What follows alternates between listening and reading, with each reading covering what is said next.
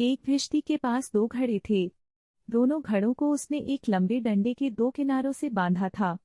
एक घड़ा था साबुत और सुंदर, परंतु दूसरे घड़े में दरार थी। वह इन्हीं दोनों घड़ों की सहायता से अपने मालिकों के घर पानी पहुंचाने का काम करता था। एक दिन उसे उदास बैठे देख उसकी पत्नी राधा उससे बात करती है। उदास क्यों बैठे हो? आज काम पर नहीं जाना है क्या? हाँ, जाना तो है ही। रोजाना एक ही काम। हर सुबह नदी तट पर जाकर घड़ों में पानी भरना और फिर लंबा सफर तय करना। ऊंची पहाड़ी चढ़कर मालिकों के घर तक पानी पहुंचाना। तो इसमें मुंह लटकाने वाली कौन सी बात हो गई? मैं भी घर के काम रोज करती हूँ कि नहीं, जैसे खाना पकाना, कपड़े बर्तन धोना, घर आंगन की सफाई करना आदि। हाँ, कह तो तुम ठीक ही रही हो, पर तो मेरी एक समस्या है। समस्या? क्या मतलब? पुराने घड़े में दरारें हैं, जिस कारण पानी उसमें से गिरता ही रहता है। मालिकों के घर तक पहुंचते पहुंचते उसमें आधा पानी ही बचता है। मेरी मेहनत जैसे बेकार हो जाती है। हम अच्छा, तो ये बात है। अगले साल हम थोड़े पैसे बचाकर दूसरा घड़ा ले आएंगे, परंतु तब तक इसी से काम चलाना होगा। पति पत्नी की बातें दोनों घड़े सुन रहे थे। पुराना घड़ा उदास हो गया। नया घड़ा बहुत खुश हुआ। उसे अपने आप पर बहुत घमंड हो रहा था।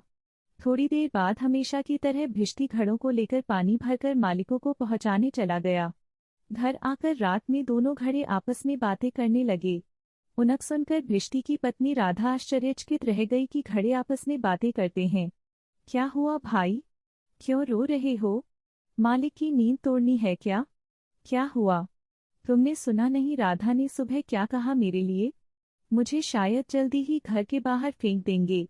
इस पर रोऊं नहीं तो क्या करूं? तो क्या करेंगे?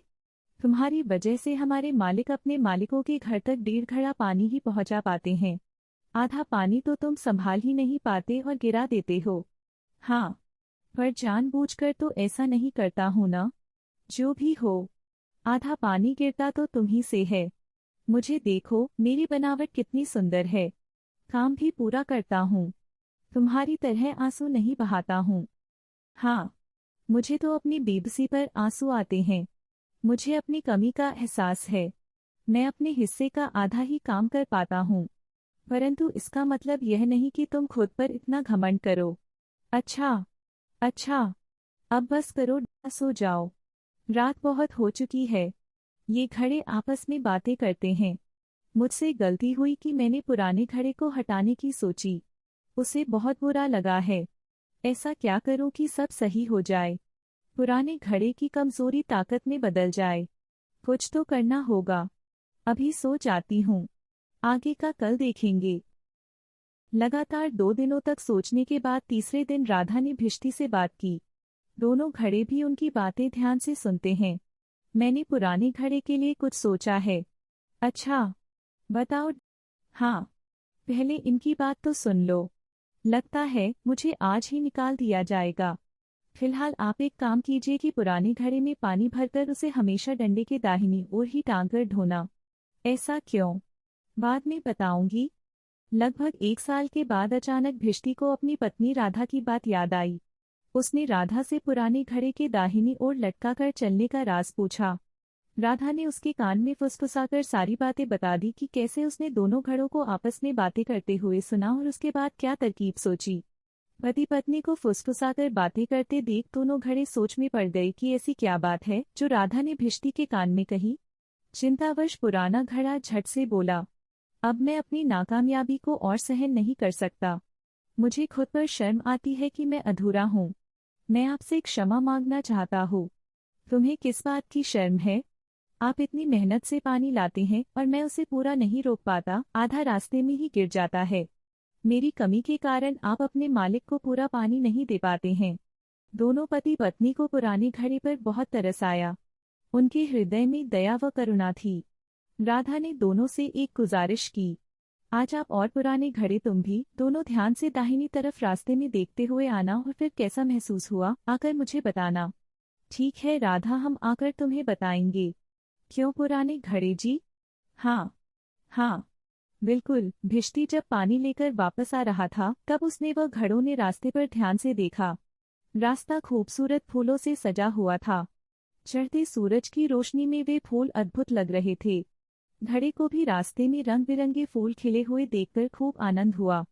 उन फूलों को देखकर पुराने घड़े को कुछ समय के लिए मानो अपना दुख याद ही न रहा। परंतु जैसे ही वह घर पहुंचा कि फिर उदास हो गया। रास्ते में आप दोनों ने क्या देखा? रंग बिरंगे खुशबूदार फूल देखकर मन प्रसन्न हो गया।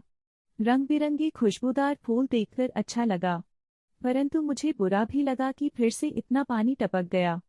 उसके लिए आप मुझे माफ कर दीजिए। पुराने घड़े को नम्रतापूर्वक माफी मांगते देख दोनों पति पत्नी को उस पर दया आई। दोनों पति पत्नी ने उसे समझाया, क्या तुमने ध्यान दिया कि रास्ते में वह सुंदर फूल केवल तुम्हारी तरफ ही खिले हुए थे? मैंने तुम्हारी इसी कमजोरी का फायदा उठाया। मैंने फूलों के बीज केवल तुम्हारी तरफ ही बोए थे। हर सुबह जब आप दोनों उस रास्ते से गुजरते तो तुम उन पौधों को पानी देते थे। पिछले 1 साल से यही फूल मालिक के घर की शोभा बढ़ा रहे हैं। तुम जैसे भी हो बहुत काम के हो। अगर तुम न होते तो मालिक का घर उन सुंदर फूलों से सुसज्जित न होता। सही कहा राधा ने। ईश्वर ने हम सब में कुछ कमियां दी हैं, परंतु हम चाहें तो उन कमजोरियों पर काबू पा सकते हैं। हमें कभी भी अपनी कमियों से घबराना नहीं चाहिए। हमें एहसास होना चाहिए कि हम में क्या कमियां हैं। उन कमजोरियों के बावजूद हम अपने चारों तरफ खूबसूरती फैला सकते हैं, खुशियां बांट सकते हैं, अपनी कमी में ही अपनी मजबूती ढूंढ सकते हैं। आप दोनों ने सही कहा। मैं भी काम आ सकता हूँ। हुर्रे! सही बात है। दोस्त, मुझे माफ कर दो। मैंने तुम्हारे साथ बहुत गलत बर्ताव किया।